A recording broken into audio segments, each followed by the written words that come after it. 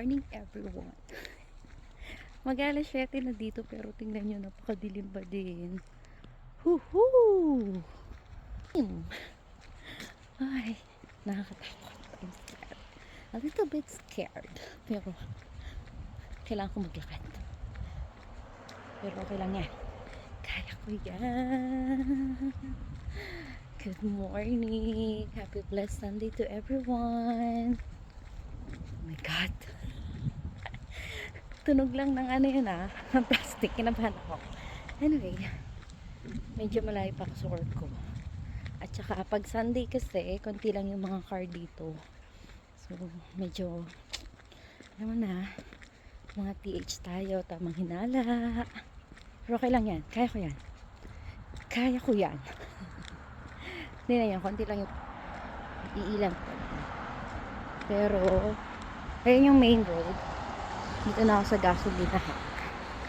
Ay, bilisan lang natin ang lakad.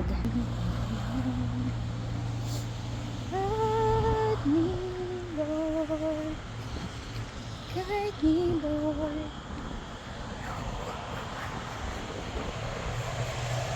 Tapos medyo mahangin. Kaya, alam niyo yun, halo-halo na yung nararamdaman natin. Yung nararamdaman nating takot, lamig, ewan ko ba, pero thanks God kasi maraming sasakyan. Medyo napapanatag ako ng kaunti. Pero mahangin. Mahangin siya. Pero konting bilis na lang maglakad. Yan, may mga car. Saya na ako kapag may mga naman may iba hindi dito papunta. Bulol yarn. Wala kasi ako internet. Hindi ako makaka-call sa amin.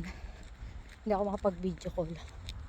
Usually kasi kapag ganito, mag-isa lang ako naglalakad. At madilim pa. Natawag ako sa amin. Pero this time, hindi ako makatawag.